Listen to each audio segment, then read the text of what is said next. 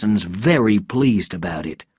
He says that further north than that, the level will be falling. "We can go to Alaska," said the captain, "but we'll have to watch the ice." They talked of the trip for some time. They decided that protective clothing must be carried. Then 1 or 2 men could perhaps go outside. When they left the office, Dwight and Peter went their separate ways. Peter went to find John Osborne in his office in Albert Street. He told the scientist all that he had learned that morning. "I know all about Jorgensen," said Osborne coldly. "The old man's crazy. He just wants to believe it, that's all." "Don't you believe there's less radioactivity in the north?" "There may be a bit less, but only Jorgensen believes that the difference is important." "I have work to do," he said. "I've got to buy a pushchair for my daughter." "Where are you going for that?" "Myers." The scientist got up from his chair. "I'll come with you. I've got something in Elizabeth Street that I want to show you." He refused to tell the officer any more about it. They walked together down the centre of the empty street. When they reached the shops selling cars, they went up a smaller street. Then John Osborne took a key from his pocket and opened some big doors. The place had been a garage. Silent cars stood in rows near the walls. All were covered with dust and dirt, and all the tyres were flat. In the middle of the floor there stood a racing car. It had only 1 seat, and it was painted red. It was a low car, a very small car. The tyres were hard. It had been cleaned with loving care. "What's that?" cried Peter. "It's a Ferrari. It won a race at Syracuse before the war." "But how did it get here?" asked Peter. "Johnny Bowles bought it. Then the war came and he never raced in it." "Who owns it now?" "I do." "You?" "Yes. I've liked motor racing all my life. I've always wanted to race, but I've never had enough money. Then someone told me about this Ferrari. Bowles died in England. I went to Mrs. Bowles and offered her £100 for it. She thought I was crazy, of course, but she was glad to sell it." Peter walked round the little car. "I agree with her," he said. "You're crazy. What are you going to do with it?" "I don't know yet. I only know one thing. It's the fastest car in the world, and I own it." "Can I sit in it?" Peter said. "Of course." He got into the little seat. "How fast will it go?" "I don't really know." Peter sat with his fingers on the driving wheel. "Have you taken it on the road yet?" "Not yet." He got out of the seat slowly. "What are you going to use for fuel?" "It needs a special kind of fuel. I've got some in my mother's back garden. I was sure about that before I bought the car." The 2 men spent some time with it. They looked at the engine, which John Osborne had cleaned. He was hoping to take the car on the road in 2 days. "There isn't much traffic on the roads now," he said with a smile. "That's one advantage." They left the car and locked the garage doors. They stood for a minute in the street outside. "We should be back from the trip in June," Peter said. "I'm thinking about Mary and Jennifer. Do you think they'll be safe until then?" "Do you mean safe from the radioactivity?" "Yes." The scientist stood in thought. "I'm not sure," he said. "I don't know any better than other people. It may come fast or slowly. It's south of Rockhampton now. If it goes on like this, It'll reach Brisbane soon. That'll be about the beginning of June. Brisbane's about 1,300 kilometres north of us. But it may be earlier or later. I can't tell you more than that. If I'm not here, what'll Mary do? I don't know. I should explain to her. You may not be here. It's a dangerous trip. There's not only the radiation, there are the mines, there's ice. There are all kinds of things which may stop you returning. What happens to us if the submarine hits a large piece of ice? We may be travelling at high speed when we hit it. We may be under the surface. If that happens, we'll go to the bottom, said Peter. Well, let's hope we don't hit any ice, the scientist said. I want to get back here and race that car. They turned away from the garage and walked into the main street. John Osborne turned towards his office. Are you going my way? He asked. Peter shook his head. I've got to find a pushchair for the baby. Mary says that we've got to have it. They walked away separately. The scientist was not married, and he felt glad about it. Peter went to the shops and looked for a pushchair. He found one at the second shop he tried, and took it back to Falmouth. He left the pushchair at the station, found his bicycle, and rode it to the shops. He went to a chemist's and asked the girl there for Mr. Goldie, who he knew well. The chemist came to him in a white coat and led Peter to a quiet place at the back. I want to have a talk with you, please, Peter said. It's about this radiation. I have to go away. I'm sailing in Scorpion, an American submarine. We're going a long way, and we'll not be back before the beginning of June. That's the earliest date. The chemist thought about this. It's not a very easy trip, said Peter. We may not come back at all for a short time. Are you thinking about Mrs. Holmes and Jennifer? The chemist asked. Yes, Peter said. I must tell Mrs. Holmes about everything before I go. She may not understand yet. He paused. Tell me, just what does happen to people? First, they feel ill, the chemist said. Then they are sick. Then it gets worse. They may feel better for a short time, but the sickness starts again very soon. Then they die because they're so weak. He paused. The radiation destroys parts of the body, you understand. The body stops making blood. You've got something for it, haven't you? Not to make it better, I'm sorry. I don't mean that. But you have something to end a person's life. Am I right? We can't give you that yet, Commander. We'll all be told about a week before it arrives. The radio will tell us. Then we may give it to those who ask us. We have some medicine. It's probably going to be a very difficult decision for religious people. My wife must understand about it, said Peter. She'll have to look after the baby, and I may not be here when it's given out.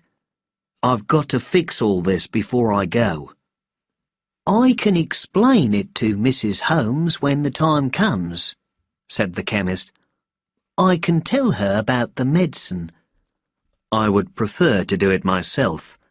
She'll be a bit upset. Of course. The chemist stood thinking for a moment. Come into the back room, he said. There was a case in the back room. The chemist pulled back the cover. The case was full of little red boxes in 2 sizes. The chemist took out one of each size. Then he opened the smaller of the 2 boxes. In it, there were 2 white tablets. He took out the 2 tablets and put them away. Then he put 2 ordinary headache tablets in their place.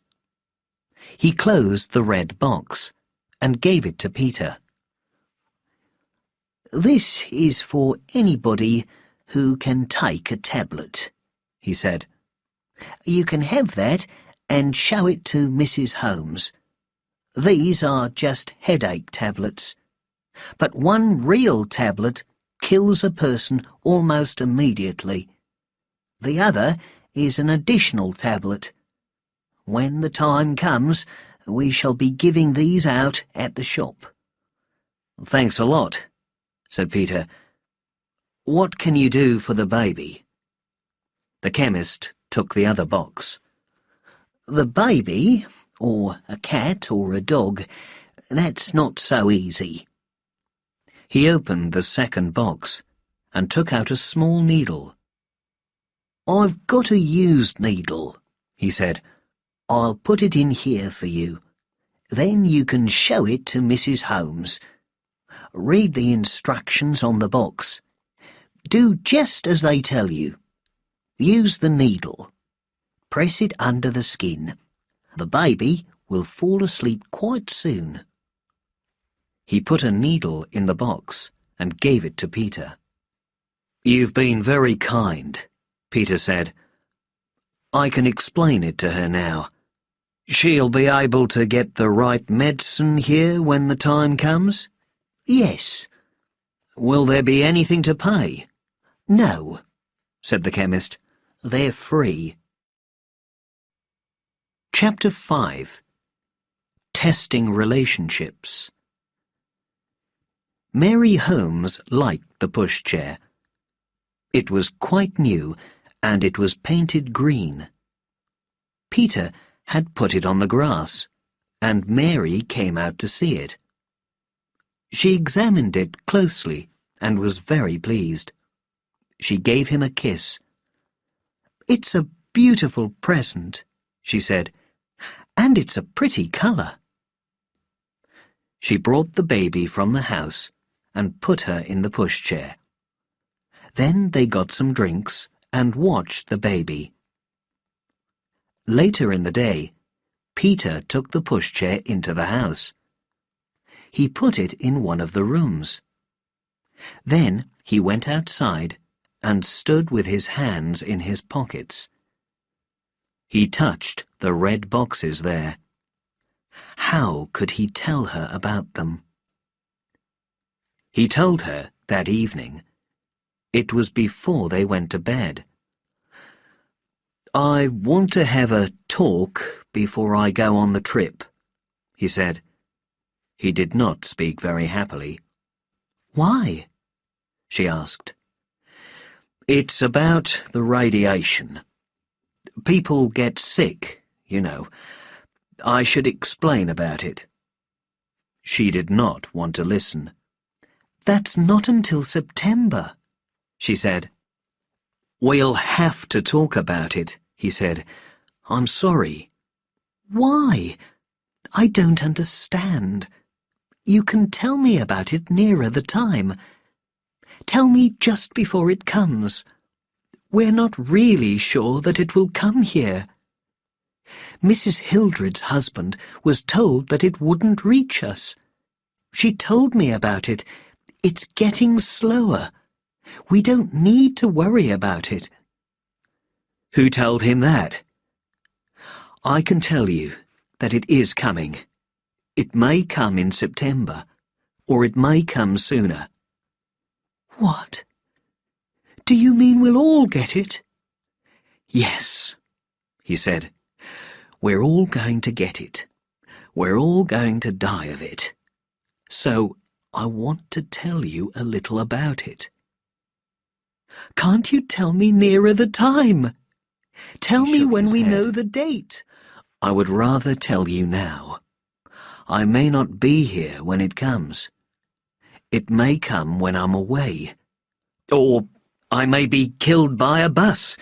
Anything may happen."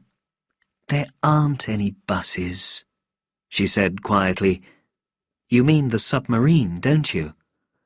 "I'll be happier if I tell you," he answered. "Then I'll know that you understand.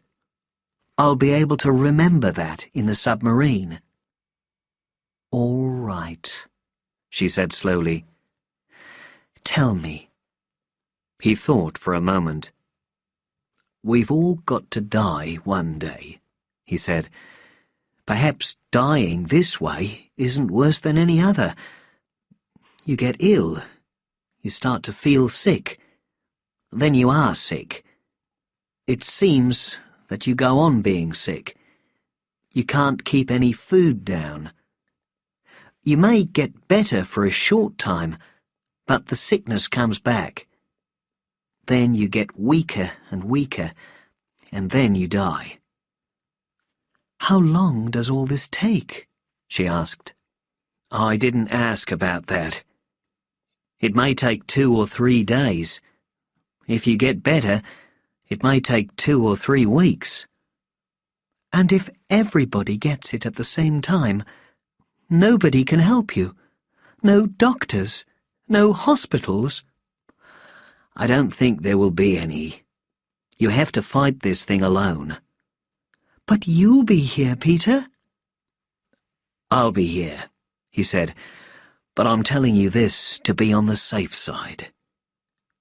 "Who's going to look after Jennifer if I'm alone?" she asked.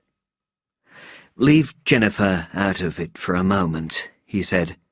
"The main thing is this, dear. You won't get well again. Nobody will. But you don't have to die while you're being sick. You can die when you like." He took the smaller of the 2 red boxes out of his pocket and opened it. She looked at the tablet inside. "What's that?" she whispered. "A headache tablet." "This isn't really the right one," he said. "It isn't the real thing. Goldie gave it to me so I can show you what to do. You just take one of these white tablets with a drink, any kind of drink. Then you just lie back, and that's the end." "Do you mean you die?" "That's right. When it gets too bad, that's the way out." "What's that other tablet?" she asked. "That's a second tablet." She sat in silence. "You may lose one." Her eyes were fixed on the red box. "When the time comes," he said, "they'll tell you all about it. They'll tell everybody on the radio. Then you just go to Goldie's shop and ask the girl there for it. She'll give it to you. Then you can have it in the house. Everybody who wants it can have one." She reached out and took the box from him. She read the instructions printed on the side. Then she said, "But Peter, I can't do this. Who will look after Jennifer?" "We're all going to die," he said. "Every living thing. Dogs, cats, and babies. Everybody. I'm going to die. You're going to die. Jennifer's going to die too." She dropped her eyes. "That's terrible," she cried angrily. "I don't mind dying myself. Not very much. But Jennifer, that's a terrible thing." He tried to make her feel better. "It's the end of everything for all of us," he said. "We're going to lose years of our lives, and Jennifer's going to lose nearly all her years. But she doesn't need to feel any pain. When the time comes, you can make everything easy for her. You'll need to be brave, but you are brave. I'll show you what you must do." He took the other red box from his pocket and began to explain. She watched him angrily. "Let me understand this clearly," she said coldly. "Are you telling me that I've got to kill Jennifer?" He knew that trouble was coming, but he had to say it. "That's right," he said. "If it's necessary, you'll have to do it." She was suddenly extremely angry. "I think you're crazy," she cried. "I'll never do that. Never, never. I'll take care of her until the end. You must be completely crazy. The trouble is that you don't love her. You never have loved her. And now you're trying to make me murder her." She stood up. Her angry face was white. "If you say another word, I'll murder you." He had never seen her so angry before. He got to his feet. "As you wish," he said sadly. "You don't have to do this if you don't want to do it." "You're not being honest," she said angrily. "You want me to murder Jennifer and then kill myself. Then you can go off with another woman." He had not expected that it would be so bad. "Don't be stupid," he said loudly. "If I'm here, I'll be ill myself. If I'm not here, and if you've got to do everything yourself, I'll be dead. Just think of that. I'll be dead. Try to get all this into your stupid head." She looked at him in angry silence. "You must think of something else," he went on. "Jennifer may live longer than you." He held up the first red box. "You can throw these away. You can go on until you fall down. You can wait until you die. But Jennifer may not be dead. She may live for days. She'll cry and be ill alone. You'll be dead on the floor beside her. There will be nobody to help her. Then, of course, she'll die. Do you want her to die like that? If you do, I don't." He turned away.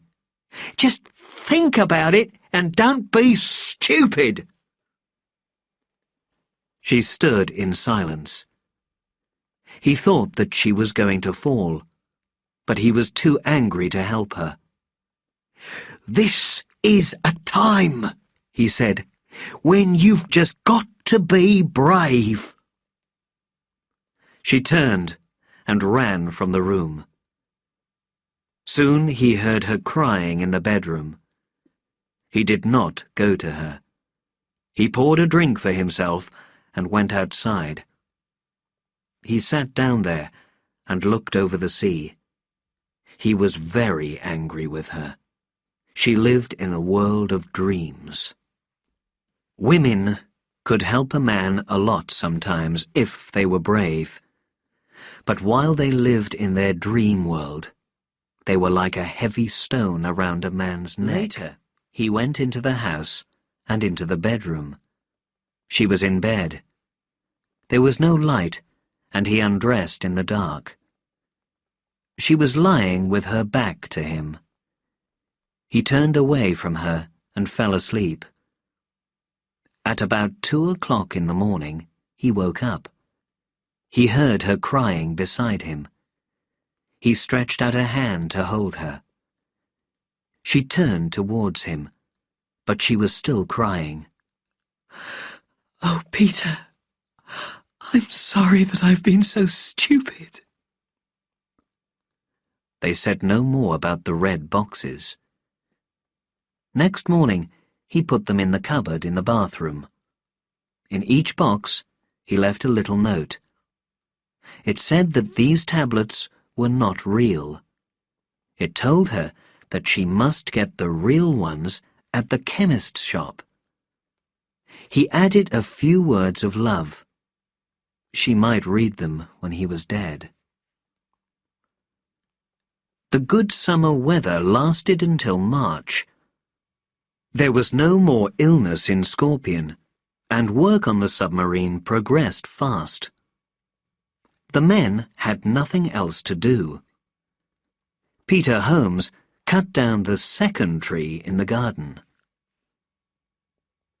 John Osborne started his Ferrari and drove it out on the road. He was not used to it, and he did not drive it well, but he did not kill anybody. He remembered a little town called Turadin. There was a good place there for racing. Some drivers could still get fuel, and they took their cars there to race. Osborne took his car to Turadin several times. The car gave him something different from his work at the office. When he drove it fast, he was very excited. On the straight parts, he sometimes reached 240 kilometers an hour. But then he nearly killed himself at the corners. He could not get round them easily. He had to spend a lot of time looking for more fuel. Other owners of racing cars were doing the same. As captain of Scorpion, Dwight Towers attended one of Sir David Hartman's meetings. He took Peter Holmes with him. He also took the radio and electricity officer, Lieutenant Sunderstrom, who would be useful in their discussions about the radio signals from the Seattle area. There were a lot of officers at the meeting. One of them, Sir Philip Goodall, said, "Scorpion must not go into any special danger during this trip. We want to know the results, and they cannot be sent by radio. It's a long way from there, and the submarine hasn't got a powerful radio. Also, she has to stay below the surface most of the time, so she must return safely. If she can't, there's no point in going. And we need Scorpion for other duties. We may want her to go to South America and South Africa." He looked round at the other officers. "I've thought for a long time about all this, and I've made some changes to the journey. Scorpion will not go to Panama. She will not go to San Diego or San Francisco either, because there are unknown mines there. Commander Towers, please tell us your thoughts about mines." "Seattle is open to us," Dwight said. "We know the mines there, and we know the mines in Puget Sound. We also know about Pearl Harbor. There won't be much danger from mines near Alaska. The ice there carries them away, if there are any. But the ice itself is a problem in the far north. It's a problem, but I think we can feel our way through it. I think we can go through Puget Sound." Then they discussed the radio signals from Seattle. Sir Philip Goodall had a list of the messages received. "We don't understand most of these signals," he said. "They don't come at any special time. There are more in the winter than in the summer. 169 messages have been received. 2 of these contained English words. 1 word in each message. The rest didn't mean anything. I have the messages here if anybody wants them. The 2 words were waters and the radio connect." Officer made a few notes on the paper in front of him. Sir David Hartman asked, "How many hours of messages were received?" "About 106 hours. And in that time, only 2 words have come through in clear language? The rest is meaningless?" "That is correct. I don't think the words mean anything, the Admiral said. It's just chance. The real question is, how are these signals sent? You need electric power to send signals. There must be some electric power there still. There may even be someone controlling that power. It's hard to believe, but it is possible. Lieutenant Sunderstrom spoke in a low voice to the captain. Dwight said more loudly, "Mr. Sunderstrom knows the radios at Seattle." The lieutenant said, "Perhaps. I don't know all of them, but I went to classes at Santa Maria Island once. It was about 5 years ago. They used the same wavelength." "Where is Santa Maria Island?" the Admiral asked. "Near Bremerton, sir. There are several others on that coast.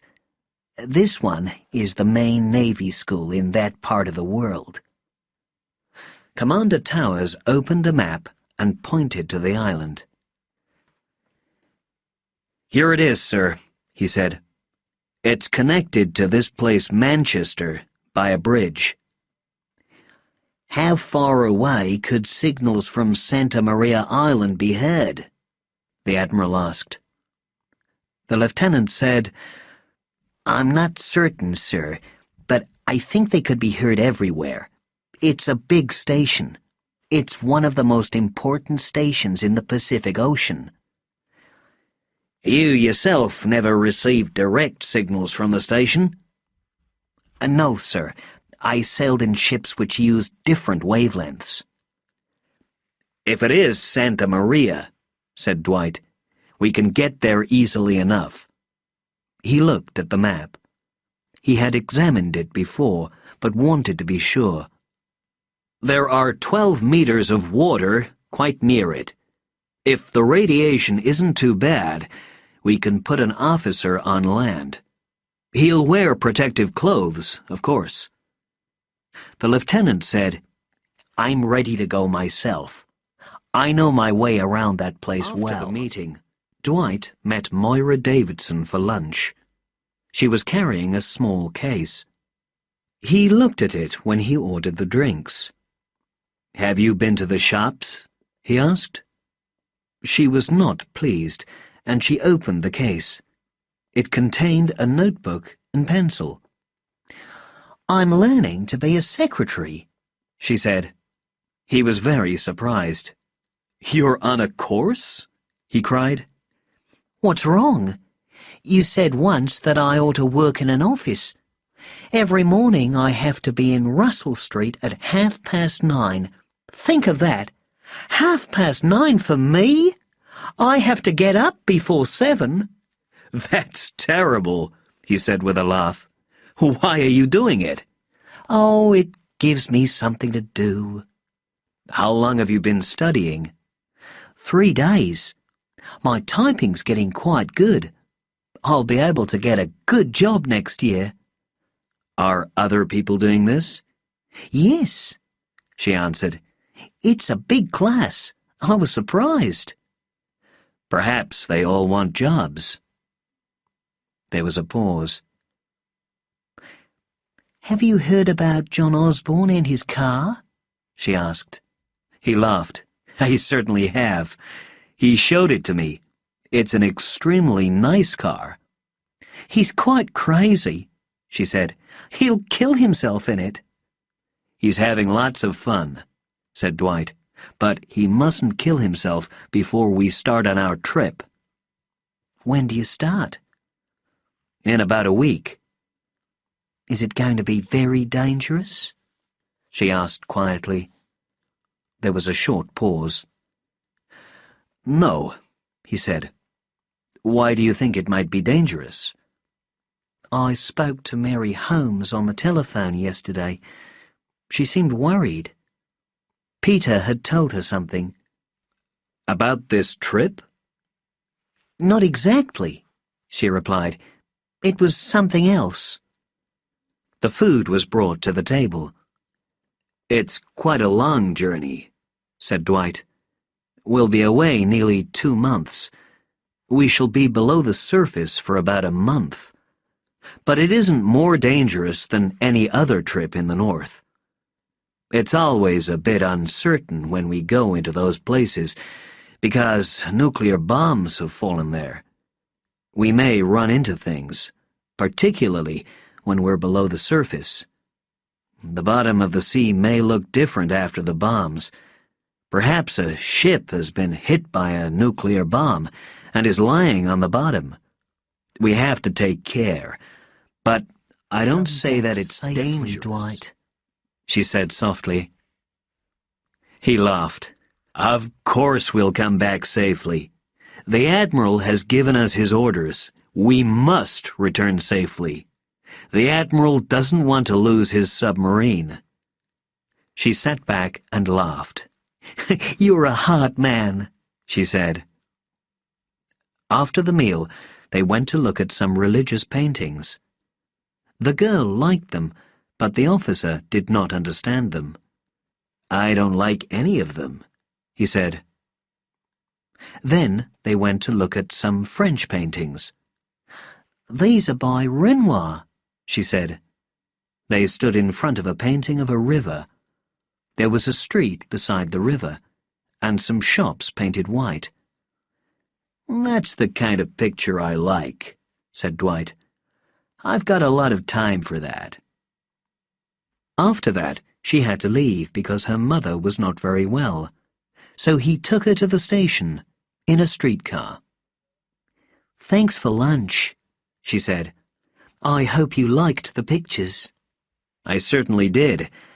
I'll go there again and see some more of them. Will we be able to meet again before you go? She asked. I'll be busy most days, he said. But we might meet one evening, perhaps. They agreed to meet for dinner on the following Tuesday. She waved to him and went off into the crowd. He had nothing important to do, so he walked along the streets and looked in the shop windows. When he came to a sports shop, he went inside and bought some fishing equipment. This is a present for my son, he told the shopkeeper. He's 10 years old. Chapter 6. Journey to the Pacific. 25 days later, the USS Scorpion was near the first port of call of her trip. She had been under the water for 10 days. She had seen land at San Nicolas Island near Los Angeles, but the commander knew nothing about the mines there, and so he stayed away from the city. She had followed the coast from Santa Barbara towards the north, staying about 3 kilometers from land. She was below the surface all the time, and had entered Monterey Bay with care. It was a port, but they saw no sign of life on land. The commander learned very little because he had to stay under the water. There was a lot of radioactivity in these places. They examined San Francisco from 8 kilometers outside the Golden Gate. They saw that the bridge was down, but that did not tell them much. The houses round the Golden Gate Park were badly damaged. There was little chance that anybody could live in them again. There was no sign of life anywhere. The level of radioactivity was high. They stayed there for some hours and took photographs through the periscope. Then they went back to Half Moon Bay. They moved nearer to the coast and came up to the surface, calling through the loud hailer. The houses here were not damaged much, but there was still no sign of life on land. They waited until it was dark. Then they changed direction for the north and followed the coast again. They went under the water, but often came to the surface so they were able to listen for the radio station at Seattle. They had heard it once. It had sent signals for 40 minutes and then stopped. The messages had no meaning at all. When they were not far from Fort Bragg, they heard it again. They came to the surface in a strong wind. The Seattle station began to send a signal, and they were able to find its position quite well. Dwight bent over the map with Lieutenant Sunderstrom. "It's near Santa Maria," he said. They stood "You were quite and listened right to the meaningless signals. "It's just chance," the lieutenant said. "Nobody's sending those signals. They're just happening." "It seems like it," said Dwight. "But there must be power there, and if there's power, there are people." "It isn't necessarily true," the lieutenant said. "You're thinking of water power?" Dwight replied. "Power from a river. But those machines can't run for 2 years without oil." "Some of them are excellent machines." Dwight did not answer. He turned back to the maps. "I'll try to reach Cape Flattery in the morning," he said. "We'll go on as we're going now. We'll decide about our course then. If it looks safe, I'll take her in. We'll use the periscope. If we hit anything, we can come up. Perhaps we'll be able to go to Santa Maria. Perhaps we won't. Are you ready to go on land if we do?"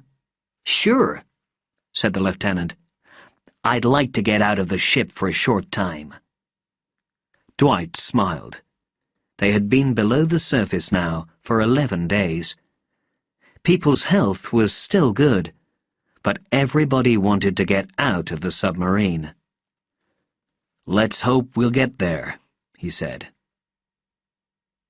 "If we can't get there," said the lieutenant, "perhaps I can go by land." He pulled out a map.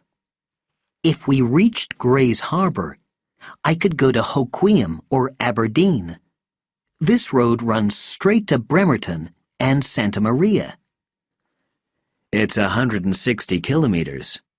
I could find a car, perhaps, and some fuel?"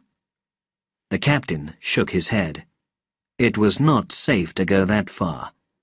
There would be a lot of radioactivity from the car and from everything else. Protective clothes would not be enough. "You've only got air for 2 hours," he said. "You'd be killed.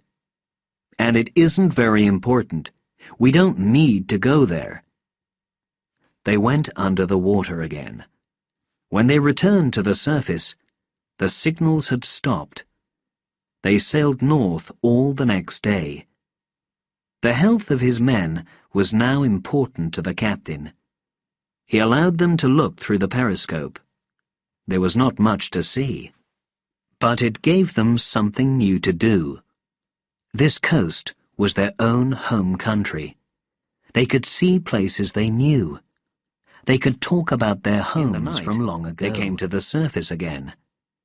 They were now near the Columbia River. Lieutenant Commander Farrell lifted the periscope and turned it round. Then he cried, "Go and call the captain! Lights on land!" In the next minute or two, they all had a look through the periscope. They also examined the map. Dwight, too, bent over the map. "On the Washington side of the river," he said, "the lights must be around Long Beach and Ilwaco. There's nothing in Oregon." From behind him, Lieutenant Sunderstrom said, "Electricity from water power." "I guess so. If there are lights, that explains a lot." He turned to the scientist. "What's the radiation outside, Mr. Osborne?" he said. "Bad, sir." The captain agreed. There could be no life out there. He went to the periscope himself and stood there for a long time. He did not like to take his ship nearer the coast. He could perhaps do that during the day, but it was night now. "Right," he said. "We'll go on in tomorrow." He went back to bed. Tomorrow would be a difficult day, and he must get his sleep. They came to the surface again at 4 o'clock in the morning. They were a little to the north of Gray's Harbour. They could see no lights on land, but there were no towns and few roads here. The fact that there were no lights did not mean much. They went under water again. When Dwight came back at 6 o'clock, the day was bright. He had some breakfast and then stood near the maps. He examined the places where the mines should be. At 7:45, they were near Cape Flattery. "Right," said the captain. "Take her in, Commander." The sound of the motors dropped to a lower note. All morning they sailed between Canada and the United States. They watched through the periscope and marked their course on the map. They could see little change on land. But in one place, on Vancouver Island, something had certainly happened. Near Jordan River, a large part of a mountain had been burned. The burn was about 11 kilometers long and 8 kilometers wide. Nothing was growing there at all. "There has been an explosion there," the captain said. Soon after 12 o'clock, they were near Port Townsend, and they turned south towards Puget Sound. In the early afternoon, they reached the little town of Edmonds. This was 24 kilometers north of the center of Seattle. From the sea, they could see no damage, but the level of radiation was high. No life could continue there for more than a few days.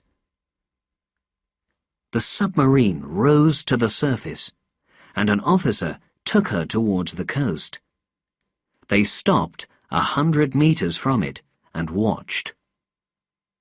This place was the hometown of Ralph Swain, and he was invited to look through the periscope. He stood at it for a long time. Then he turned his head. "Ken Poulia's shop's open," he said. "But he's left the lights on. He doesn't usually do that during the day." "Can you see anybody moving round, Ralph?" asked the chief sailor. "No, but a window's broken in Mrs. Sullivan's house at the top." He watched for 3 or 4 long minutes.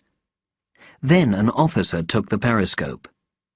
The chief asked Ralph if he had seen his own house.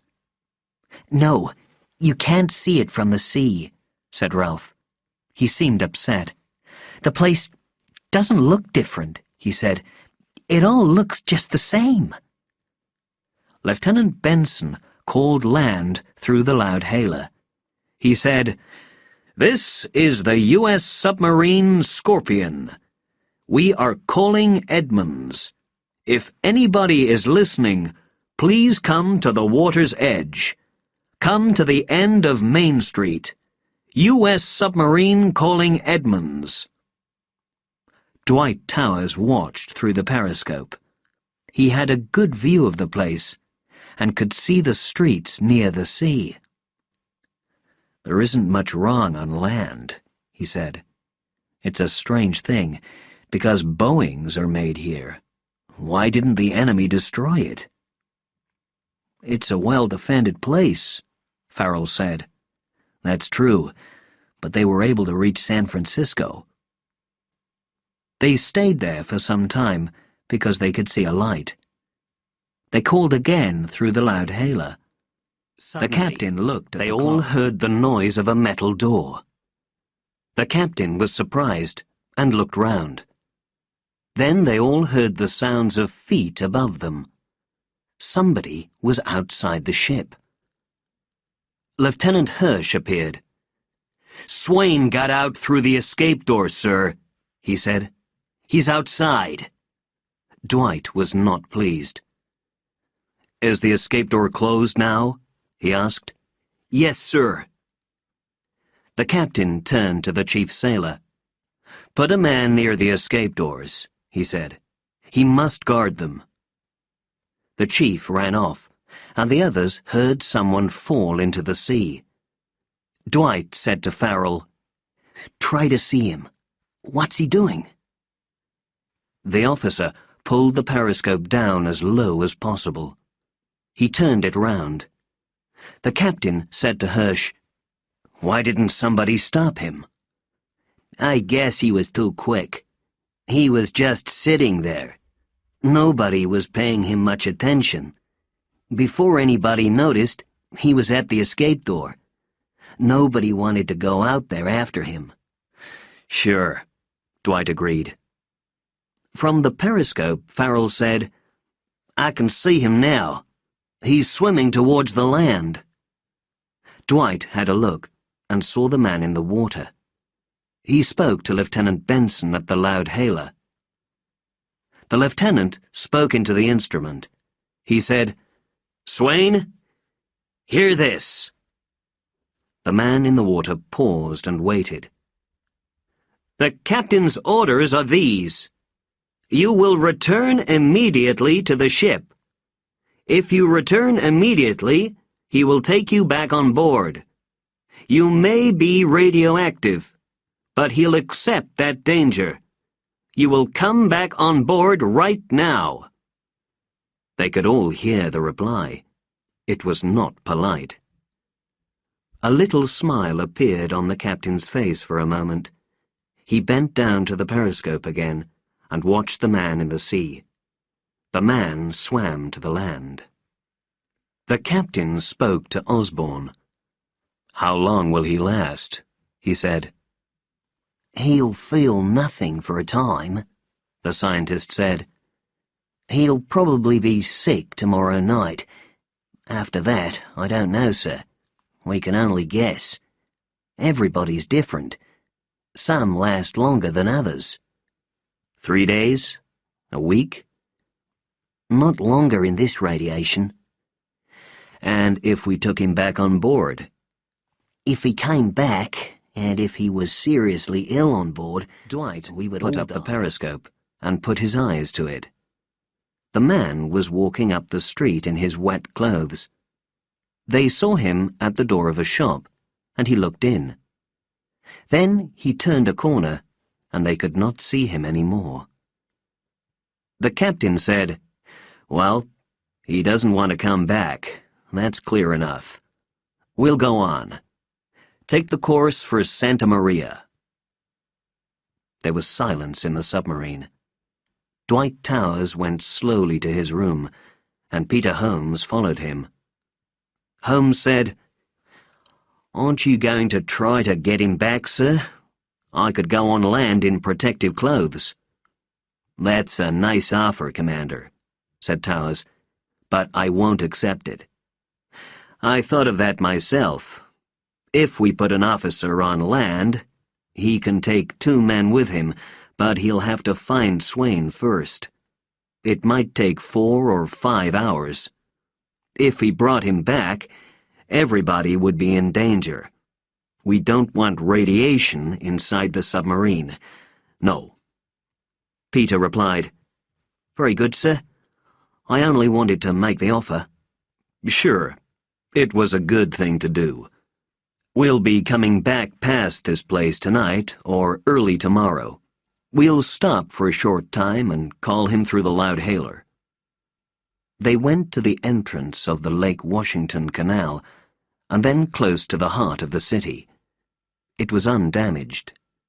Some ships lay there. Most of the window glass was still in place in the high buildings. They did not go very close in.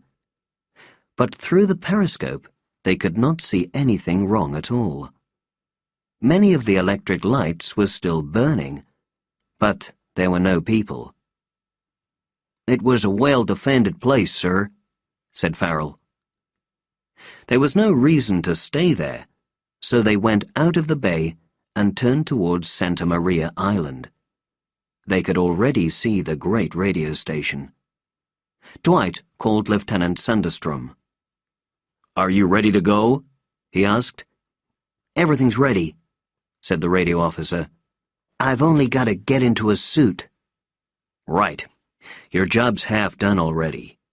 We know that there is still some electric power, and we're almost certain there's no life, but we're not really sure of that.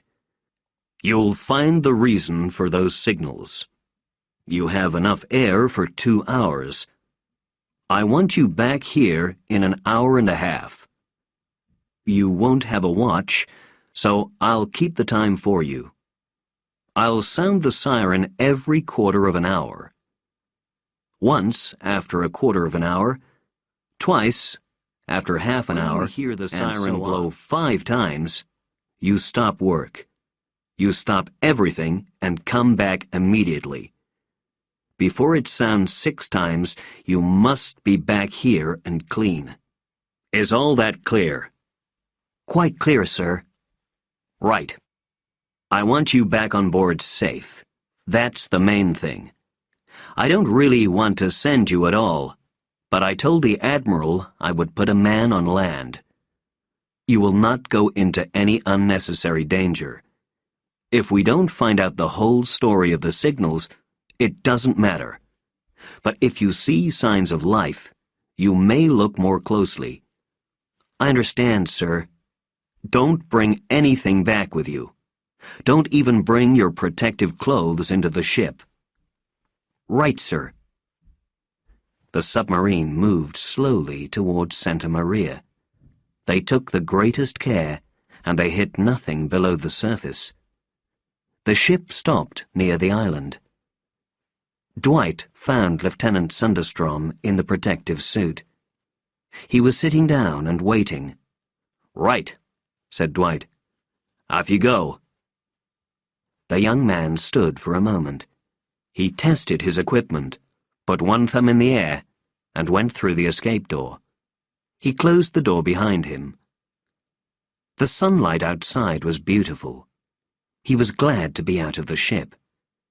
He unpacked a small boat and filled it with air. Then he got into the boat and left the submarine. He reached the land in 10 minutes.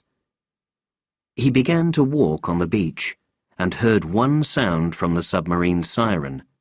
He turned and waved, and then walked on.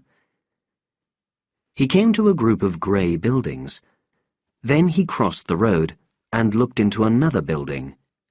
A dead body lay there. It had been there a long time. It upset him a little, and he left it quickly. He went on up the road and into the main office of the radio school. It was in a brick building. He hoped to find the cause of the radio signals in it, but every door was locked. He went out again and looked round. He noticed another office, which was built of wood. As he walked towards it, he heard the sound of a machine. At the same moment, the siren of the submarine sounded twice. When the sounds had died away, he heard the machine again. He did not need to search long for it. It was running well, but he did not think it would last much longer. He could hear a rough noise inside it. It needed oil. He left the machine and went into the office building. Here, all the doors were unlocked, and some of them were open. The rooms on the ground floor seemed to be offices. Papers and messages lay on the floor like dead leaves. Water had caused a lot of damage here. One window had gone. He went up to the next floor. It was the main signals room, and there were 2 desks in it. Each of them had some grey radio equipment in front of it. All the instruments at one desk were dead and silent. The other desk was near the window. Part of the window had been blown onto the desk. One end of it stuck out of the building and was moving gently in the wind. The send key was under the other end of the moving window. He reached out and lifted the window. Then he let it fall again. It pushed the key down, and an instrument showed that a signal had been sent. The wind on the moving window had been sending signals to the world. So now one of Scorpion's jobs was completed. Sundström knew the cause of the strange radio signals. He lifted the window from the desk and put it down on the floor. Then he sat down at the desk and put his hand on the key. He began to send a message in English, in clear language. Santa Maria sending. USS Scorpion reporting. No life here. The station is closing down. He repeated this message again and again. While he was doing this, the siren blew 3 times. As he worked, he looked around the office. There were 1 or 2 bottles there, and he noticed some papers near a window. They were copies of the Saturday Evening Post. He stopped sending messages after about 20 minutes.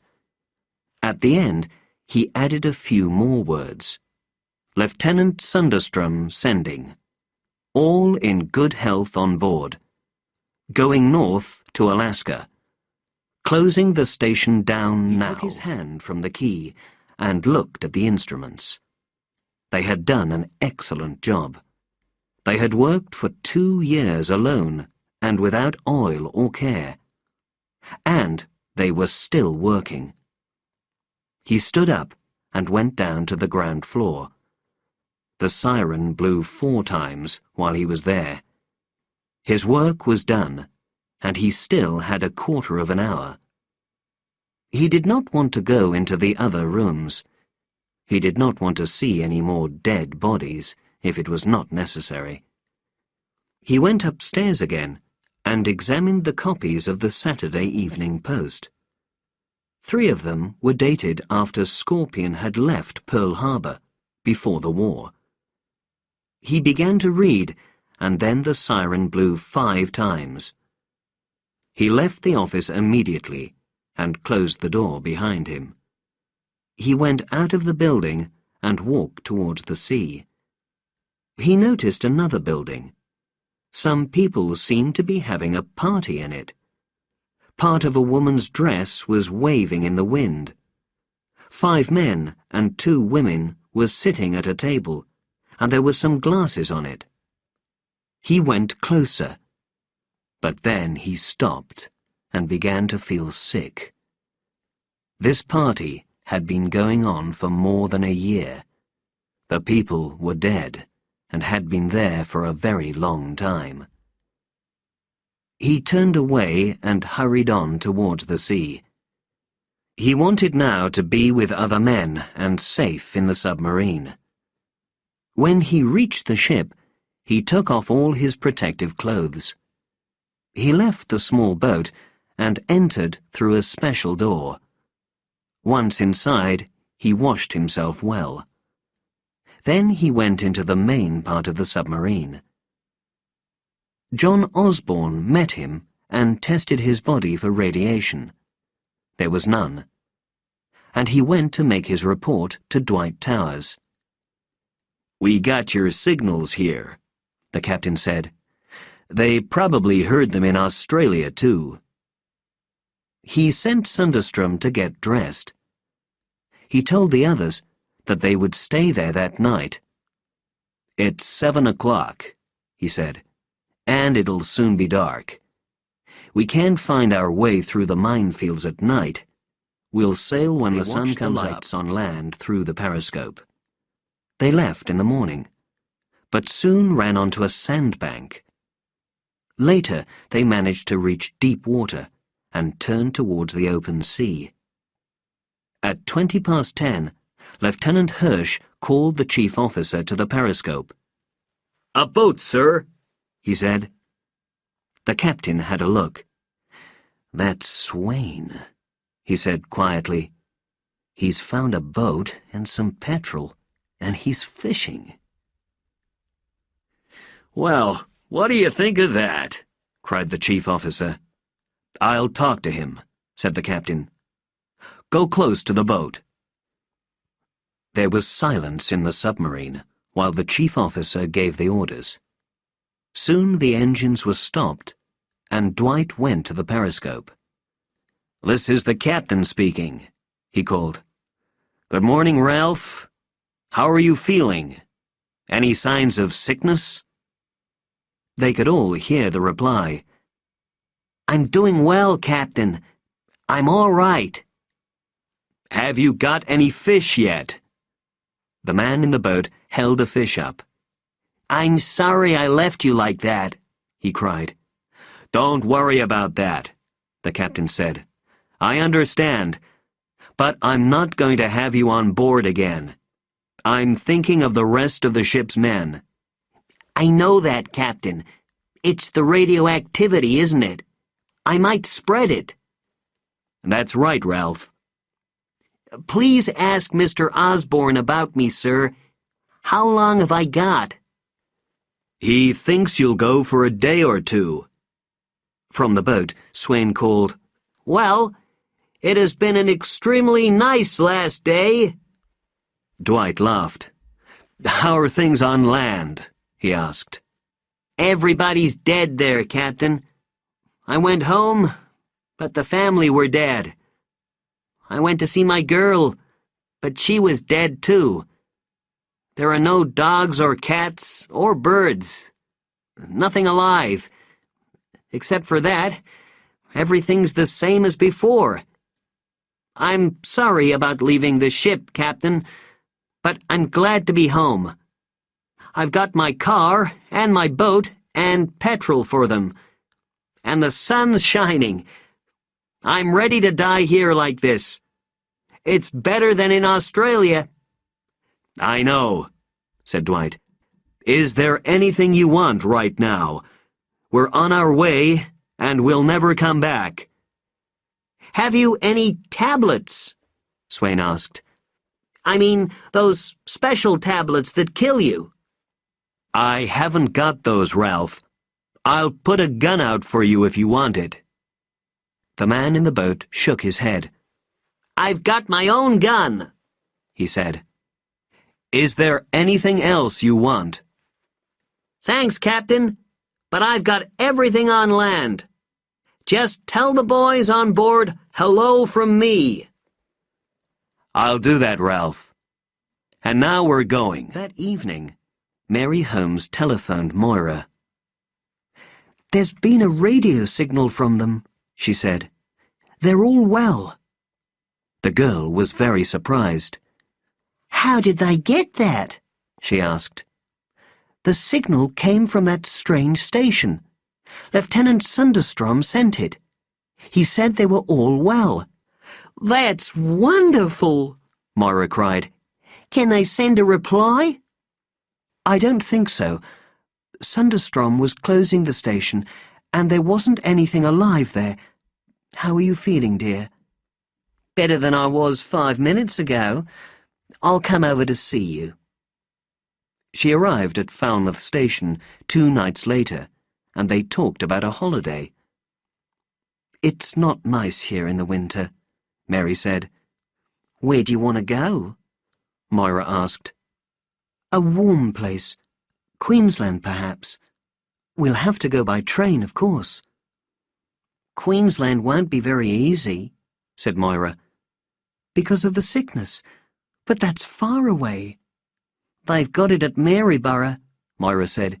"That's only just north of Brisbane." "Aren't there any other warm places?" "There are some, but the sickness is coming south day after day." "Do you think it'll come here?" Mary asked. "I do." "So we're all going to die?" "I expect so." "Will you have a drink?" Mary said. "Not for me," Moira replied. "I'm a different girl now. I don't drink at home. I only drink at parties with men." "Are you thinking of Dwight Towers?" "Yes," said the girl. "Dwight Towers." "Don't you ever want to get married?" Mary asked. Moira looked into the fire. "I wanted to get married," she said quietly. "I wanted to have everything you've got. But it's too late now." "Can't you marry Dwight?" The girl shook her head. "I don't think so." "I'm sure he likes you." "Yes," she said. "He likes me. He kissed me. But he's married already. He has a wife and 2 children in America." Mary was very surprised. "It's not possible, my dear," she said. "He thinks he's going home to them," Moira said. "He's going to see them next September. He'll meet them in his own hometown at Mystic." She paused. "We're all a bit crazy these days." "Does he really think his wife's alive?" "I don't know, but he thinks he'll be dead next September. He thinks he's going home to his family then." They talked about radiation sickness and death. Then they went to look at the red boxes in the cupboard. 18 days later, USS Scorpion rose to the surface. The submarine was now near Norfolk Island. The weather was bad in the Tasman Sea in winter. The men went up into the fresh air, but it was cold outside. Their health was not good now. They had been underwater a long time, and they all had white faces. But Dwight was pleased with the trip. He had done the job, and he had brought back all the men except Swain. At one time he had been very anxious because Lieutenant Brodie had been ill, but happily now the officer was a little better. They had proved that Jorgensen was wrong. They had sailed far to the north and had reached the waters near Kodiak, Alaska. The radiation there was no less than the radiation at Seattle. At Pearl Harbor, they had learned nothing. They had sailed right into the port. None of the men had their old homes in Honolulu, and he did not put an officer on land. There was nothing important there. They saw a lot of ships in the port and made a list of them. They also made a note of any damage, and then they left. From the Tasman Sea, they sent a signal to Australia. They reported that they would reach Williamstown soon. The reply asked about their health, and Dwight had to explain about Swain. In the middle of the morning, a more important signal arrived. The date was 3 days before. The signal said, "From Commanding Officer U.S. Naval Forces Brisbane, to Commander Dwight L. Towers, USS Scorpion. Subject, additional duties. At this date, you will immediately accept the duties of Commanding Officer U.S. Naval Forces in all areas. You will decide on the positions of these forces. You will also end or continue their work with the Australian Command as you decide. This makes you an admiral if you want to be one. Goodbye and good luck. Jerry Shaw. Copy to First Naval Member, Royal Australian Navy." Dwight read this signal and then sent for Peter Holmes. He gave him the signal, but did not discuss the subject. After Peter had read it, the captain spoke. "I guess this means that Brisbane's dead," he said. Brisbane was 400 kilometers north. "They couldn't move the ships at Brisbane," the captain said. "They had no fuel oil." "Why did the commanding officer stay there? A man can move to the south by land." "He was captain of a ship, and the ship couldn't move," Dwight said. "A captain stays with his men." Towers sent a short signal in reply. He marked it to Brisbane, with a copy to the First Naval Member. Another signal was put on his desk later. It told him that no more messages could be sent to Brisbane. Chapter 7. A Time of Rest. Peter Holmes reported to the Admiral after their return. The ship was now at Williamstown again. The Admiral asked him to sit down. "I expect you want to know something about your next appointment." "I believe there are only 2 or 3 months more," Peter said. The Admiral agreed. "That seems to be correct. You prefer to be on land at the end. You told me that before. I have not forgotten." "I have to think of my wife," Peter agreed. "Of course. Scorpion needs repairs. I expect you know that." "Yes, sir. The captain wanted to have that done." "Would you like to stay with her during this time? Commander Towers has asked for your appointment to continue." "If I stay on, sir, can I live at Falmouth? The journey takes about an hour and 3/4. "You must ask Commander Towers about that. I think he'll agree." "Thank you, sir." "Come back and see me again if you want to leave." The Admiral stood up. "Is everything all right at home?" "Quite all right, sir." Moira Davidson telephoned Dwight Towers on the aircraft carrier. "I have to say, well done," she said. "You're an admiral now, aren't you?" "You can say well done if you like," he replied rather sadly. "How are you, Dwight?" "All right, but a bit tired." He was sleeping badly. "Are you ill?" She thought that he seemed different. "No, I'm not ill, but there are things that I must do. And everybody's left the ship. We've forgotten what work is after all that time at sea." "You should have a rest yourself," she said. "Can you come out to Harkaway?" He thought for a moment. "That's extremely nice of you," he said, "but I have to think of Scorpion." "Leave Scorpion to Peter Holmes. Come and spend a little time at Harkaway with us. It's cold and it rains a lot.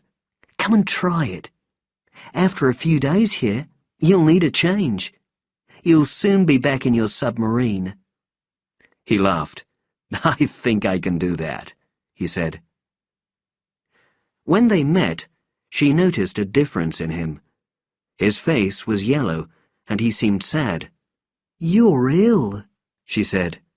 "Have a drink," he said. "I'm all right." "Have you seen a doctor?" "We have no doctor right now." "You've got a fever, haven't you?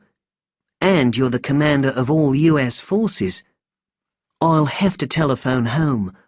You can't walk home from the station with a fever. You may die, and then I'll be in trouble for killing an important naval officer." Telephone and spoke to her mother about Dwight's health. "I think he's quite ill," she said. "He's very tired, too. He'll have to go to bed when we get home. Can you light a fire in his room? And ask Dr. Fletcher if he can come this evening. Dwight hasn't seen a doctor at all since he got back. He's an important person now, too. Tell the doctor that." She went back to Dwight. "Come along," she said. "We have to catch a train." 2 hours later, he was in a warm bed, and the doctor arrived. "I'm sorry, Doctor," Dwight said. "I'm not ill at all." "I understand you've been in some radioactive places," the doctor said. "Yes, but we never went outside into the radiation." "You were in the submarine all the time?" "All the time. It isn't radiation sickness, Doctor." "Have you been sick?" "Not at all." "You must stay in bed for a bit," said the doctor. "How long were you at sea?" 53 days. "And how long below the surface?" "More than half of it." "Are you very tired?" The captain thought for a moment. "Perhaps I am," he said. It's nothing to worry about, but I'll come again in 2 days' time. Stay in bed for now, and when you get up, you should not go back to work immediately. Can you take a rest? I'll have to think about it. The doctor left, and Moira came in. She took his empty glass from the table near the bed. Will you have another hot drink? She said. He shook his head. Anything to eat? He shook his head again, and she went out. On the next day, Peter Holmes had lunch with John Osborne. I telephoned the ship this morning, the scientist said. I wanted to speak to Dwight about the report. They told me that he's staying at Harkaway. Peter nodded. He's ill, he said. Moira telephoned me last night. She told me that he wasn't coming back for a week. The scientist was anxious when he heard that. I can't wait a week, he said. I'm a bit worried. Jorgensen has heard of our results.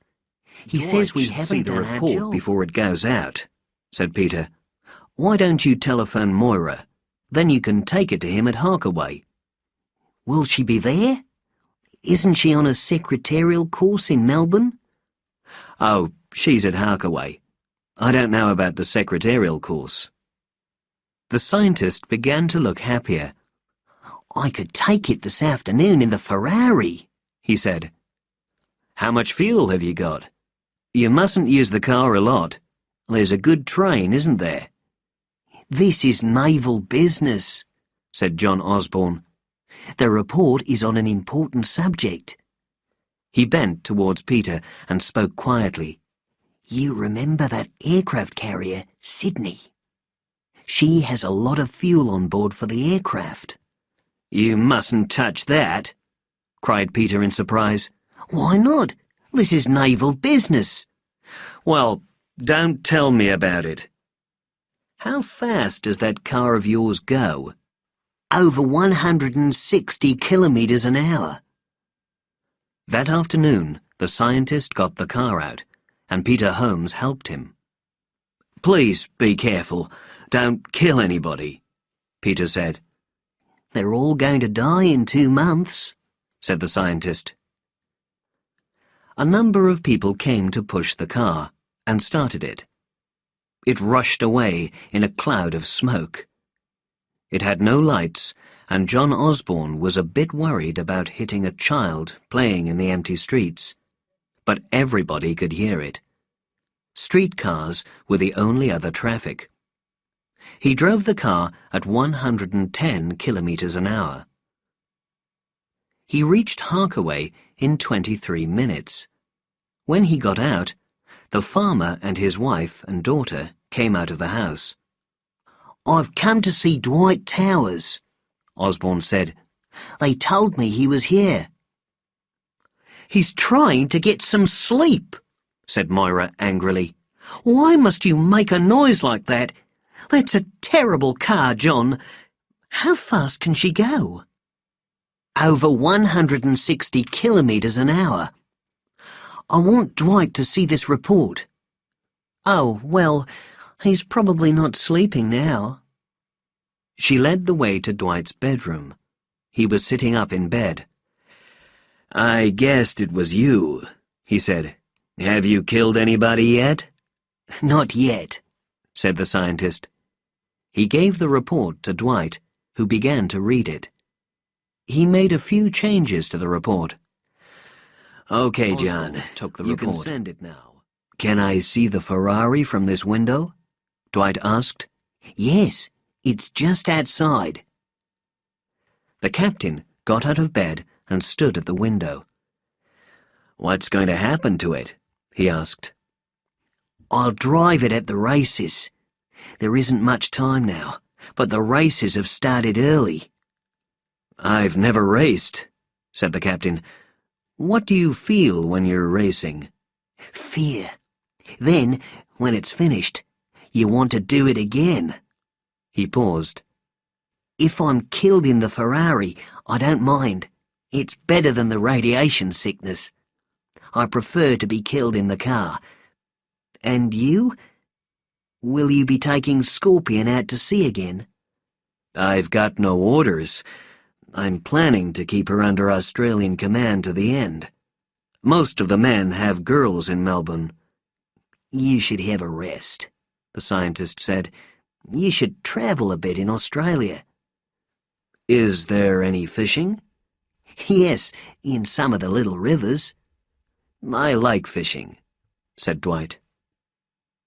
Time was passing, and the car had no lights, so John Osborne picked up his papers and said goodbye. On the way to the door, he met Moira. How is he? She said. What do you think? Oh, he's all right. Just a bit crazy. He wants to do some fishing before we all go home. She watched him as he got into the small seat of the car. Then he drove noisily away. Soon after the middle of winter, things felt better. At the beginning of July, few people were doing any work. Broken Hill and Perth were dead. The electricity was still on. As the weeks passed, people drank less and less. Then motor cars began to appear on the roads. Nobody cared about money anymore.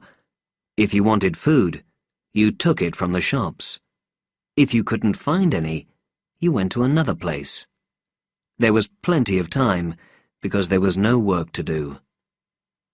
The Australian Grand Prix was early that year. It was fixed for the 17th of August at Tooradin, but a lot of drivers wanted a race, so some earlier races were held to choose the fastest cars. Drove to one of these early races and took Moira and Peter and Mary Holmes. The field was wet with rain. Soon, one of the drivers was killed in an accident. The driver of another car also had some broken bones. A girl was killed when her car ran into the lake. There were other accidents too. John Osborne's Ferrari was then pushed into place. This is the end of my life, he thought as he got in. But it's better than dying from radiation sickness. He made a good start and went round the lake bend fast. He was behind two bigger cars, and another car, a Gypsy Lotus, drove past him. Its driver, Sam Bailey, was going at a crazy speed. The car was not running straight. It was moving this way and that. He did not like being near it. Then some cars behind him crashed into each other, and he saw one flying through the air. Osborne was travelling behind a Jaguar. Then a Bugatti was hit by a Bentley, which was pushed into the path of the Jaguar. The Jaguar turned over twice, and the driver was thrown from the car. John Osborne had no time to stop. His Ferrari hit the Bugatti at over 100 kilometres an hour. Osborne was shaken but unhurt, but the driver of the Jaguar was dying in the long grass. The Bentley had run over him. The scientist waited for a moment, but he saw several people near the dying man, so he started his Ferrari again. The wheels turned slowly, but one of them made a terrible noise as it touched the body of the car. He was out of the Grand Prix. He waited for the Gypsy Lotus to come round again, and then he got out. He started to walk to the dying driver, and the Gypsy Lotus went past at high speed. He did not notice any other cars, and he stopped to think. If there was only one car still in the race, he started the car again and moved slowly round the field. When he reached his men, they changed the bent wheel in 30 seconds. He started again, but a damaged Bugatti was also back in the race. He soon saw that the Bugatti was moving very slowly. He managed to take second place in the race. He stopped the Ferrari in a field, and his friends ran over to share his success. He was not allowed to race in the Grand Prix, but 3 of the 11 drivers in this race had been killed. He now had to take his car to Melbourne because there was something wrong with it. It tried to turn to the left all the time. Something was broken, and he needed to take it to a garage. Sam Bailey was standing near his Gypsy Lotus, and he went to talk to him. They had a drink together, and Sam showed Osborne a vehicle which had brought the Jaguar to the race. "They won't need that now," said Sam. "Take it. It'll carry your Ferrari to Melbourne. But be quick. Someone else may have the same idea." Osborne and his men put the Ferrari on the vehicle and tied it on. Then he went to look at the Jaguar. He found the driver's wife there, and he spoke to her. "I was the driver of the Ferrari," he said. "I'm very sorry this has happened, Mrs. Harrison." "You hit them at the end of the accident," she said. "It wasn't your fault. Don't worry. He won't have to be sick for hours like the rest of us. Say, what do you want? His car?" "No," he said. "I want to carry my car away on his vehicle for repairs. I want to drive it in the Grand Prix, and one of the wheels is bent." "You just take it, friend," she said. He was a bit surprised. "Where shall I return it?" he asked. "I won't use it. You take it." He thought about money. He should pay for the use of the vehicle, but the time for money had gone. "You're very kind," he said. "Thanks." "That's all right," she said. "Go and win the Grand Prix." "How will you get back to Melbourne?" "Oh, I'll come when they bring Don." Chapter 8. Last Pleasures. On the first day of August, the radio said there was more sickness. It had now reached Adelaide and Sydney. It did not trouble Mary Holmes particularly. All news was bad, and a sensible person did not think about it. It was a beautiful day. That was the important thing. Only one thing troubled her. Jennifer was getting her first tooth. She cried a lot, and Mary was rather anxious. She spoke to Peter about it. "Should we get a doctor, Peter?" she asked. "Oh, she's all right. She isn't ill." Jennifer cried all night, and Mary got out of bed to look after her. Peter hated all this. It often happened. "I have to go to the Navy Department, dear," Peter said. "I have to be at the 3rd Naval Member's office at 11:45. "Please go to the doctor and tell him about Jennifer. She's crying too much. There must be something wrong." "Don't worry him. The book says she may be ill for 2 days. "Well, she's been crying now for 36 hours. "By God, she has," he thought. "It might not be teeth," Mary said. "It might be something different." "Leave it until I get back," he said. "I'll be back here at 4 or 5 o'clock." "All right," she said slowly. He went out and got into his car. Saving petrol was useless now. He was glad to leave the house. There was nobody in the 3rd Naval Member's office except a girl, so he went out and drove to Williamstown. He went on board the aircraft carrier. "I want some petrol," he said to the officer of the day, "and I want to see Commander Towers." "The commander's down in Scorpion, sir," was the reply. He walked through the cold, empty ship and down to the submarine. He met Dwight Towers as soon as he was on board. "I came for some petrol, sir," he said. "Is there any work to do?" "Plenty of petrol," said the American. but nothing to do. There won't be anything to do ever again. Have you any news for me? Peter shook his head. I went to the Navy Department just now, but nobody was there, except a secretary. They discussed the radiation and the car race. Are you going back to Melbourne now? Dwight asked. I was thinking of doing that. If you don't want me, sir. I don't. There's nothing here. I'll ride into town with you if I may. If you can wait 10 minutes, I'll change this uniform. Minutes later, they were talking to John Osborne in his garage. He was still working on the Ferrari. When's the Grand Prix? Dwight asked. They want to have it in 2 weeks, but I think that's too late. I think we should race on the 10th. That's a week on Saturday. There's radiation sickness in Canberra now. It's coming close.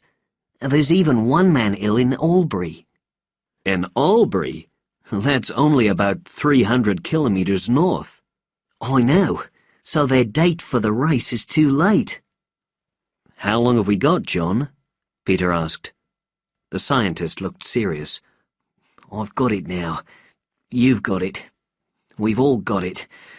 This equipment, this door, everything has been touched by radioactive dust. The air, the water, the food. Everything is getting radioactive. Some people are stronger than others, but we'll all be dead in the end. Those men want to wait nearly 2 weeks before they hold the Grand Prix. They're crazy. There's a meeting this afternoon, and I'm going to tell them so. How can a driver drive if he's sick? You're probably right, said Dwight. He left them in the garage. He was going to have lunch with Moira Davidson. John and Peter left too, and went to have lunch together at the club.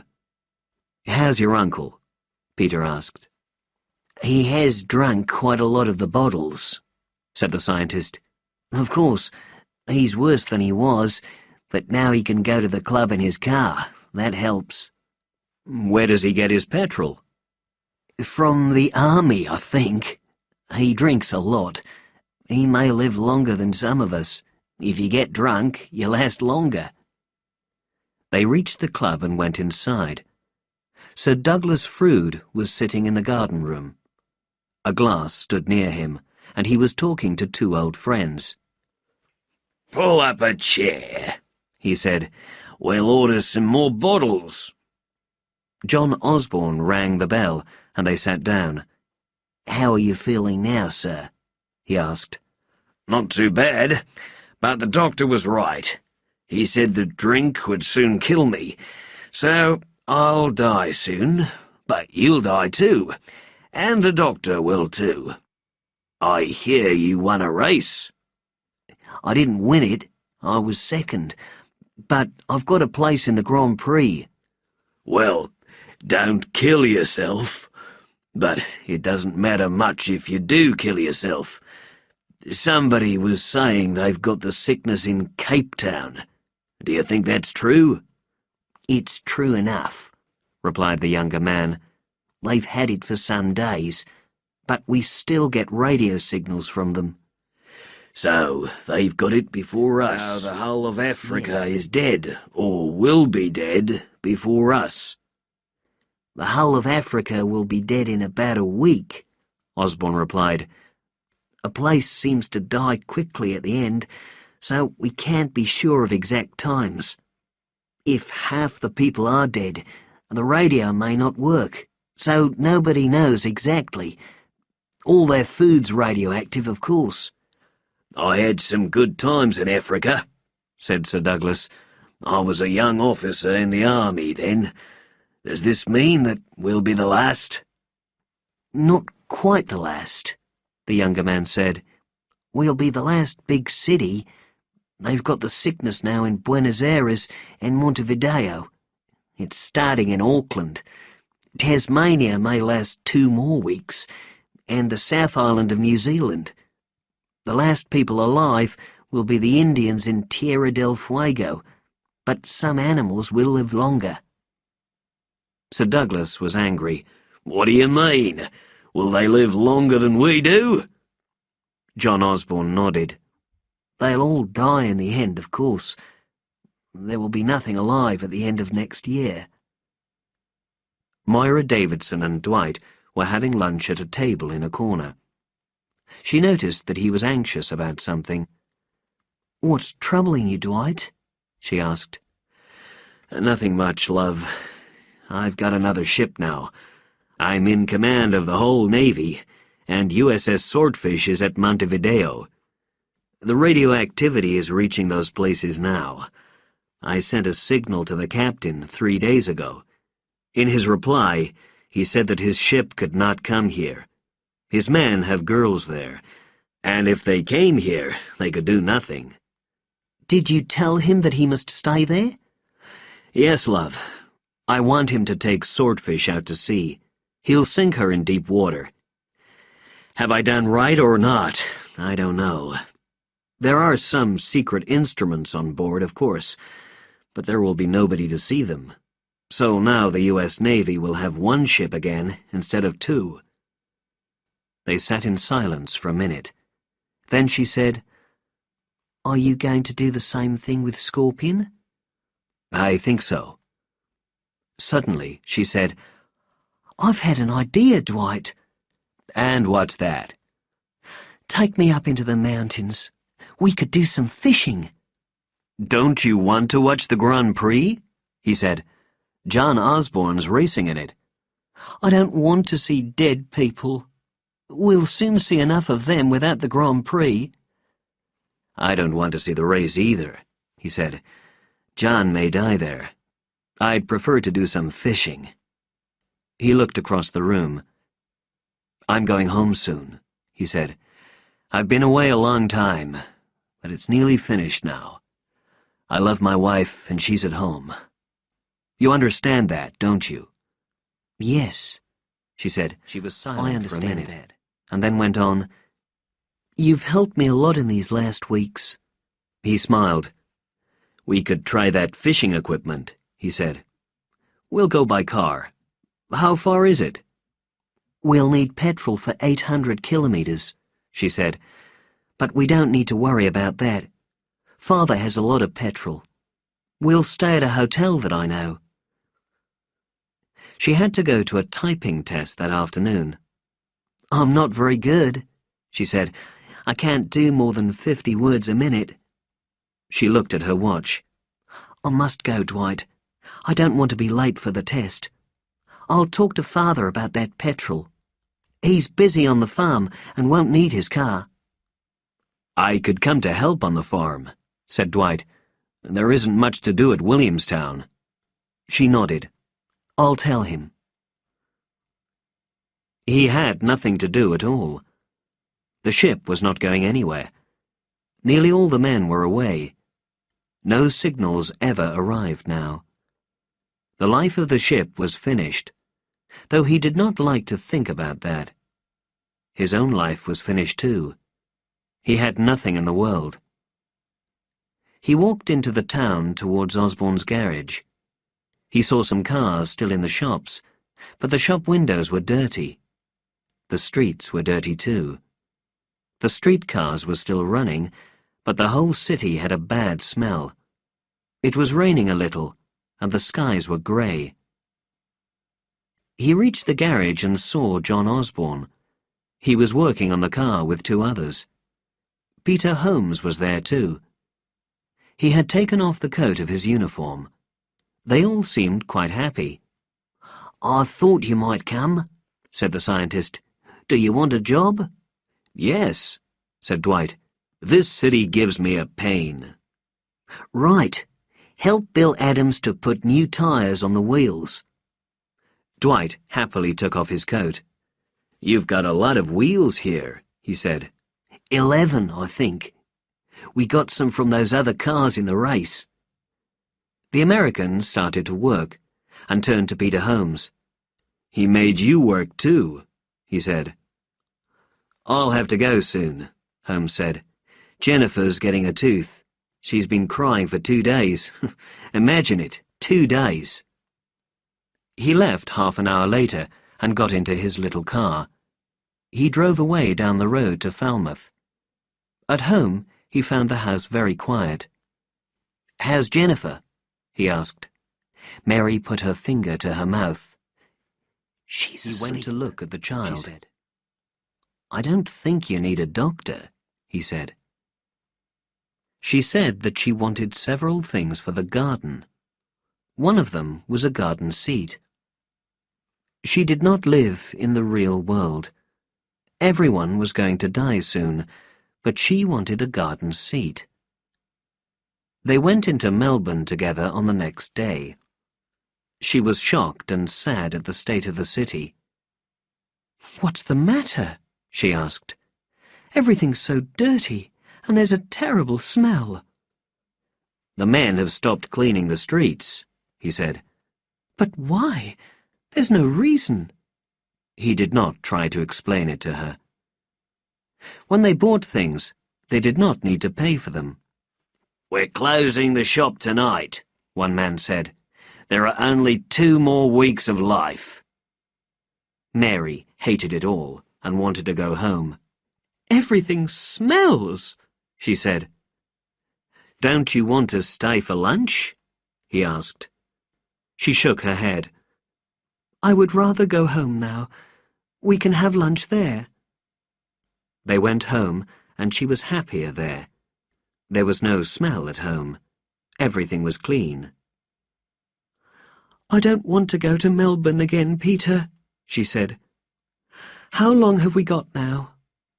"About 2 weeks. But it doesn't happen suddenly. People start to get ill. But not all on the same day. Everybody gets it in the end, though. You may get better for a short time, but it comes back. But don't be unhappy. There's nothing new about death." Dwight Towers spent some days with the Davidsons. He did some work on the farm, but the farmer was a worried man. He was anxious about his animals. He would die before them, and then what would they do? "It really is a problem," he said. Dwight went back to Williamstown on Tuesday morning. He had a talk with the chief sailor. 2 men were absent. Another had died in a street fight. 11 men had returned drunk. Dwight found all this very difficult. Punishing them now was useless. But he spoke to them angrily. He told them that they must still follow orders. On the next day, one of the men returned late. He tore the man's uniform off and sent him out through the gates. After that, he had no more trouble of that kind. On Friday morning, he went to the garage. John Osborne's car looked ready for the Grand Prix. "I'm going up into the mountains," Dwight said. "I'm sorry that I won't see you win tomorrow. I'm going fishing." The scientist nodded. "Moira told me. Catch a lot of fish." Then he added something in a low voice. "Tomorrow's the end of it all for me." He looked at his car almost happily. "I hope that's not true," said Dwight. "I wanted you to win." "The car could win, but I'm not a good driver." Dwight went back to his car and took the road to Harkaway. He watched the houses when he went past them. Soon they would be empty, he thought. The cats and dogs would still be alive, but all the people would be dead. After about 5 years, the radioactivity would begin to pass away. People could live again in the houses, but there would be no people then. He reached Harkaway in the middle of the morning. Moira was ready, and they drove away before lunch. They went in Mr. Davidson's Ford, and Moira drove. She knew the way better than Dwight. They went through the Dandenong Mountains and had lunch near Lilydale. They reached their hotel before dark. There were a lot of cars there, and the hotel was very busy. They met other men there who wanted to fish. The next day, they managed to catch a few fish, but they quite forgot the Grand Prix. They heard the radio news later at the hotel. John Osborne had won the Grand Prix. I'm glad he won, the girl said. She looked around at the calm water, the long shadows, the beautiful evening light. Can you believe that we shan't see all this again? I'm going home, he said quietly. This is a fine country, and I've liked it here, but it's not my country, and now I'm going back to my own place and my own people. I like it in Australia well enough, but I'm glad to be going home to Connecticut. Will you tell Sharon about me? She asked. Sure, he said. She may know already. What will you tell her? She looked down at the ground. Lots of things, he said quietly. I'll tell her that you changed a bad time into a good time for me. You knew that I could give you nothing, but you helped me. I'll tell her that you sent me back to her. I'll say that you stopped me being drunk every day. I'll tell her that you kept me for her. She stood up. We must go back to the hotel, she said. But Sharon won't believe all that. She'll believe it, he said, because it's all true. Are you glad we came here, love? She nodded. I've been happy all day, Dwight. I've been happy too, he said. But we should go home tomorrow. Things will be happening down there. Bad things? Yes, he answered. I didn't want to make the trip bad for you, so I didn't say anything. But the radiation sickness has reached Melbourne. John Osborne told me before we came away. There must be more now. Chapter 9. The End of It All. On Tuesday morning, Peter Holmes drove into Melbourne. Dwight Towers had telephoned him, and they were going to meet at the office of the first naval member. The radio had broadcast the news about radiation sickness in Melbourne. Mary Holmes did not want him to go. I've got to go, he said.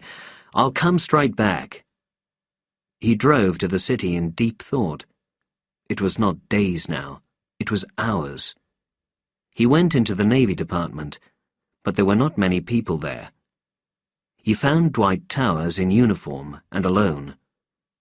The door of the Admiral's office opened, and Sir David Hartman stood there. His face was serious. "Come in, gentlemen," he said. In the office, Towers said, "It seems I'm in command of the U.S. Navy now. I have to tell you that I'm taking my ship away. She will no longer be under Australian command. I can't give you the exact date, but I'm leaving soon." The Admiral nodded. "Can I just go?" Dwight asked. "Is there nothing more to do?" "Nothing. Do you expect to return?" "No, sir. I'm going to sink my ship outside Waratah Bay." "When will you go?" Peter asked quietly. "I don't know. 7 of the men have the sickness now. Perhaps we'll go on Saturday." "How many are going with you?" 10. I am the 11th. "Are you feeling well yourself?" Peter said. Dwight smiled. "I thought I was, but now I just don't know. I won't want any lunch today. How are you feeling?" "I'm all right. And Mary too, I think." "Go back to her now." "Will I see you again, sir?" "I don't think you will," said the captain. "I'm going home now. I'm going to Mystic in Connecticut. I'm glad to go." The Admiral left the room to be sick. He looked ill when he came back. He thanked Dwight Towers for their work together.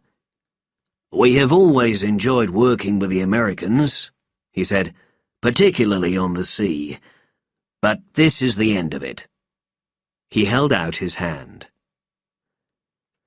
John Osborne's old mother was dying. He had brought a doctor for her, but the doctor had not returned after the first visit. She was mainly sad about her little dog. "I should go to the office, Mother," Osborne said. "Will you be all right? I'll be back before lunch." "I'll be quite all right now, dear," she said. She held out her arms. "Give me a kiss before you go." He kissed the old face, and she lay back in the bed, smiling. There was nobody at his office, but a report was lying on his desk. It was the usual report about radiation sickness. Half the people in Melbourne were now sick. 7 others were reported sick in Hobart, Tasmania. There were also 3 in Christchurch, New Zealand. The report was shorter than usual. He walked through the empty offices. This part of his life was coming to an end. He did not stay very long. The thought of his sick mother upset him. He went out and caught one of the few streetcars that was still running. Nobody paid now for travelling on a streetcar. In Malvern, he got off the streetcar and tried to find some milk. His mother's dog needed some, but he did not find any. He went home and found his mother dead in bed. On the table, by her side, there was a note. It was written in pencil. There was also a glass of water, and one of the little red boxes. He read the note. It said, "My dear son, I must not make the last days of your life worse. I have finished my own life, and I do not want to live any longer. Just close the door and leave me in my own room. I shall be quite all right. I am so very glad that you won your race. My very dearest love, Mother." A few tears ran down his face, but only a few. Mother had always been right, and now she was right again. He put the dog in the garden and went to the chemist's shop. There was a girl there, and she gave him one of the red boxes. "Everybody wants these," she said, smiling. He smiled back at her and left the shop. He went home and gave the dog a good dinner. Then he packed his clothes in a case and took out the needle. The dog was lying on the floor, half asleep. He pushed the needle under the dog's skin. The dog was soon dead, and John Osborne carried it to his mother's room. He put it down next to the bed and went out. He shut the door and left the house. Tuesday was a bad day for Peter and Mary Holmes. At about 7 o'clock, the baby was sick. It was raining and cold outside. They were ill themselves. "Is this it, Peter?" Mary said. "I think so. Everybody seems to be getting it." She was feeling terrible, and now she wanted to be sick. She went quietly to the bathroom. Peter was making tea in the kitchen. He was hot, and then suddenly cold again. He had to go outside, and he was sick near the garage.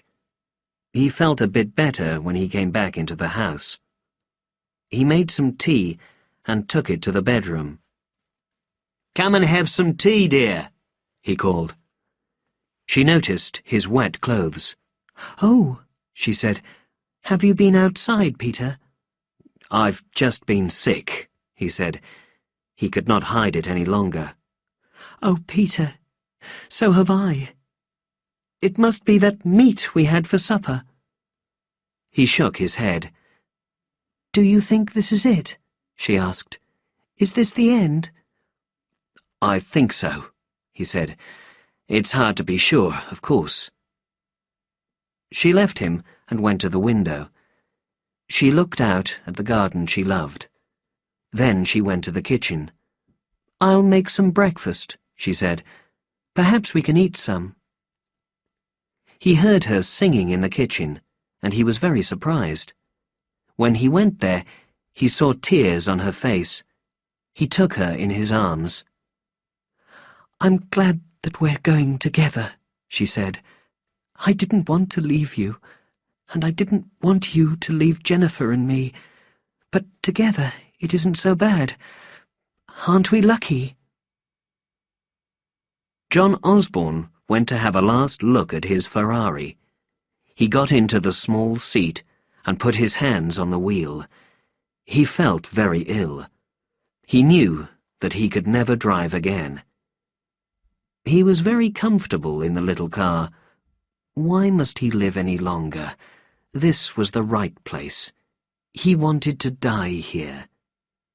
He took out his little red box and put the 2 tablets into his mouth. Although Mary Holmes felt very ill, she had to look after Jennifer.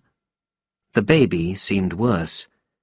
Peter himself felt a bit better, but he did not tell his wife. He knew that he was soon going to die like everybody else. He made a hot drink for Mary. They looked at the little baby. "I believe she's dying, Peter," Mary said. She touched the little face. He put his arm round her shoulder. "So am I," he said quietly, "and so are you. Nobody has got very long now." They had their hot drinks together. "Why did all this happen to us?" she asked. "Was it because Russia and China started fighting?" He nodded. "That's the reason," he said, "but other countries did things too. It all started with Albania." "Could anything have stopped it?" "I don't know. You just can't stop some crazy things. If one country drops a cobalt bomb on another, what happens? What can we do about it? Newspapers could help. They could stop telling lies. But they aren't sensible enough."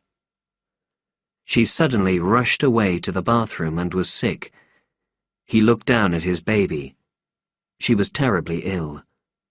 He was not feeling so ill himself, but he must not show it. He knew that he could not live on after Mary. He could do nothing without her. He could not go anywhere. He wanted to stay with his family. Mary called him from the bathroom, and he brought her back to the fire. She was shaking badly. "There's no hope at all, is there?" she said. He shook his head. "I think I want to end it tonight," she said. "It'll be worse tomorrow. I'll go tonight and take Jennifer with me. Is that too terrible for you? You'll be alone." He kissed her. "I think you're very sensible," he said. "I'll come too." She touched his hand. "What must do to?" "Get into bed and keep warm. I'll bring Jennifer into the bedroom. Then I'll shut the house and bring you a hot drink. Then we'll die in bed with a tablet. It's just like a headache tablet." "Remember to turn off the electricity," she said. "We don't want to burn the house down." "I'll do that," he said. She looked at him with tears in her eyes. "Will you do that thing to Jennifer? That terrible thing, Peter?" He touched her hair gently. "Don't worry," he said. "I'll do that." That evening, Dwight Towers telephoned Moira Davidson. "How are things with you, love?" he said. "Bad," she said. "We're all just about finished. How are you?" "I want to say goodbye, love. I'm taking Scorpion out tomorrow to sink her." "You won't come back?" "No, I won't come back. We've just got this last job, and then we've finished." He paused. "I called to thank you for the last 6 months. You've helped me a lot." "And you've helped me, Dwight. Can I come to watch you go?" "Sure," he said, "but we can't wait. The men are weak now, and they'll be weaker tomorrow. We're leaving at 8 o'clock. I'll be there," she said. He gave her some messages for her father and mother. She went to find them. They were in bed, and she told them about the submarine. "I'll be back before dinner," she said. "He has been a good friend to you," her mother said. "Go and say goodbye, then come back here. But if we're not here, you'll understand." She kissed them both and went to bed herself. In the morning she had a hot bath. Then she looked into her parents' room. Her mother smiled at her, but her father seemed to be asleep. She went out to the car and drove away towards Melbourne. The city was empty. She soon reached the aircraft carrier. Nobody stopped her, and she walked into the ship. She saw a man who was going down to the submarine.